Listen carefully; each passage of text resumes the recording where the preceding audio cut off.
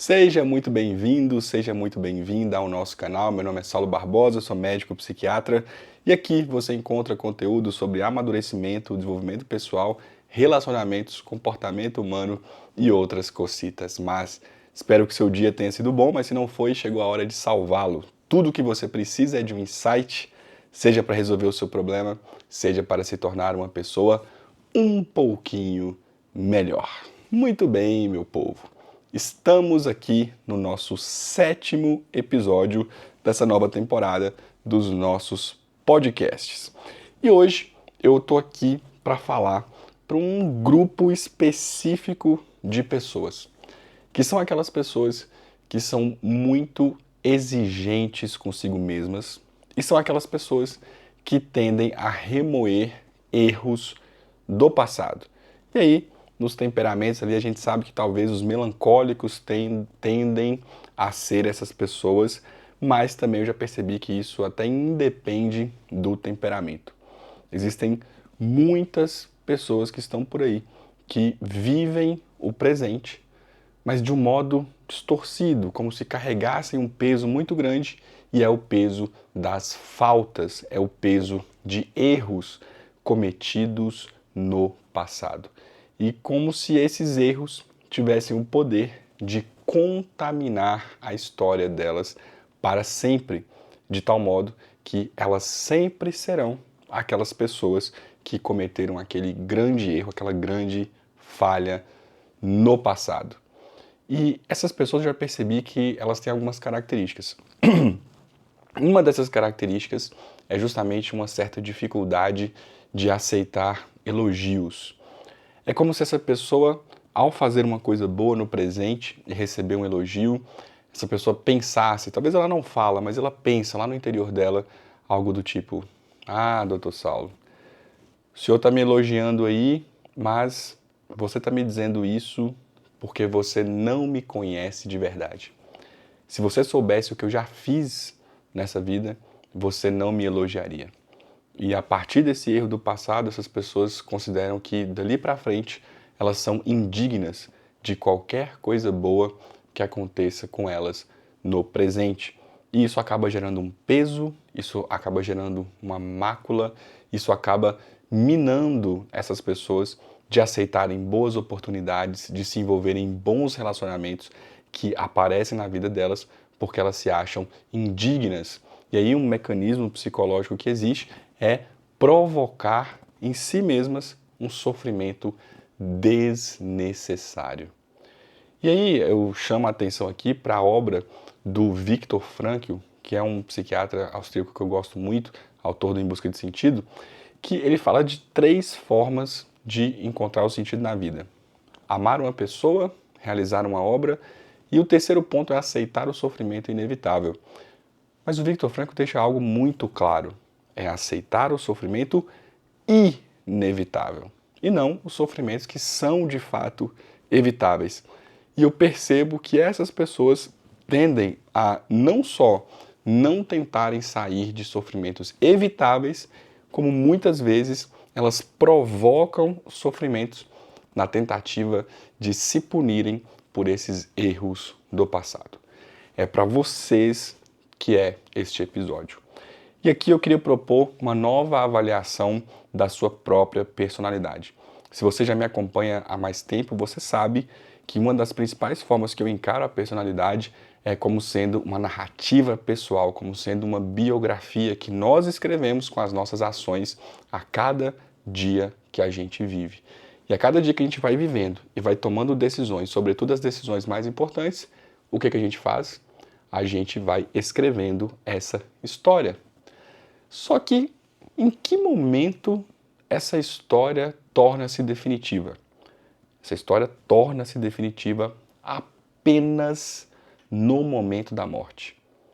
Antes disso, essa história está em absolutamente aberto. Ou seja, é possível conseguir a redenção até o último minuto de vida. E essas pessoas se esquecem disso. É como se o livro da vida delas, o filme da vida delas, já estivesse definido por conta de um acontecimento que aconteceu lá no capítulo 1, no capítulo 2, no capítulo 3 da vida. E isso deturpou, contaminou o personagem até o final do livro. Mas não é assim que as coisas funcionam. Inclusive, ontem, no episódio anterior, eu disse para vocês, no episódio Tenha um Plano para os Dias Ruins, eu disse para vocês que, dentre outras coisas, um dos elementos, uma das ilhas de estabilidade que mais me mantém bem é a ilha da leitura, não é isso? E é isso mesmo. E lendo o livro que eu estou lendo atualmente, que é Vida e Morte, é um livro do Lima Barreto, né, que é o Vida e Morte de Gonzaga de Sá. Tem um trecho logo no início do livro, uma frase que me marcou profundamente, por isso que a leitura para mim funciona como uma verdadeira ilha de estabilidade, porque às vezes está contando a narrativa ali e aparece uma frase, um pensamento, e aquilo me fisga de um modo que eu vou pensar sobre aquilo ao longo do dia inteiro.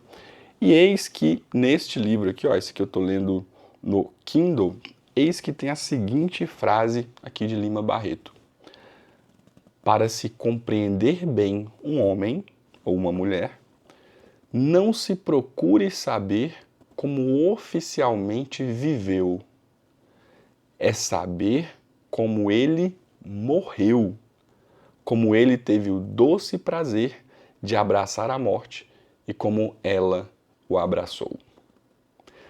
Nossa, isso aqui ressoou profundamente com essa concepção de personalidade que eu tenho, que trabalho há tantos anos com os meus pacientes. Essa noção de que, enquanto estamos vivendo, a vida está em aberto. O que importa mesmo na história de alguém é como essa pessoa morreu. Talvez uma pessoa aí que esteja escutando esse episódio de um modo mais desatento está pensando assim: Saulo, como a pessoa morreu? Você está querendo me dizer a circunstância da morte? Se ela morreu de infarto? Se ela morreu num acidente de carro ou algo assim? Não, criatura, não é isso que eu quero dizer. É em que circunstância psicológica, espiritual, como a morte encontrou esta pessoa. Isso é o que faz toda a diferença. Porque isso tira o peso dos acontecimentos durante a vida e traz um peso profundo sobre a necessidade de redenção, que é uma necessidade puramente humana e que todos nós compartilhamos. Todo ser humano tem uma necessidade de redenção. E a redenção ela é tão atraente, que todos os grandes filmes que fazem muito sucesso, os grandes livros, as histórias que mais atraem as pessoas são aquelas que tratam do tema da redenção. Alguém que estava numa situação horrível, lastimável, e no meio da história ela consegue dar a famosa volta por cima. Então, com essa frase aqui do Lima Barreto, querendo dizer que para conhecer bem uma pessoa, não é tão necessário assim saber oficialmente como ela viveu, mas ter plena convicção em que estado pessoal e espiritual e de consciência essa pessoa morreu. Então você aí que está atormentado por um erro do passado, olha, tem que aparecer no seu peito depois desse episódio uma necessidade que pode ser resumida com a seguinte frase: eu preciso morrer bem. Eu preciso morrer bem. E morrer bem em que sentido? Estar em paz com a minha consciência. Correr atrás de remediar as minhas faltas e, a partir delas, aprender um novo tipo de postura, um novo tipo de vida, um novo tipo de comportamento. Sabendo que os erros do passado simplesmente fornecem um diagnóstico naquilo que eu tenho que trabalhar hoje. Então, de agora em diante, você aí que está se remoendo com o passado, simplesmente olhe para ele, para esse erro, e comece a fazer a seguinte pergunta: esse erro que eu cometi no passado e que está me atormentando com esse peso nas minhas costas, ele quer e exige de mim que tipo de mudança? O que eu tenho que mudar em mim para que eu não cometa esse tipo de erro novamente? E a partir de amanhã, ou a partir de hoje, dependendo de quanto você está assistindo esse vídeo, você tome uma atitude prática. Aquele erro no passado é o que motivou a minha mudança neste momento do presente, modificando assim o meu futuro e, consequentemente, o modo em que eu vou morrer. A partir de hoje, eu quero ir atrás da minha paz na consciência. Se você fizer isso, você salvará a sua história e você obterá a redenção. Que isso não seja um mero sentimento, um mero pensamento, mas que você traga isso para a prática. Porque a gente só escreve a nossa história não com pensamentos, não com emoções, mas com ações em vistas, em busca da redenção. É isso, pessoal. Espero que esses episódios estejam trazendo para você inspiração para suas ações, para suas mudanças no dia a dia. Curta, comente, compartilha, escreve sobre o que você quer que eu fale, manda pergunta lá no Instagram, porque isso aqui é feito para vocês, tá bom? Vejo vocês no próximo episódio.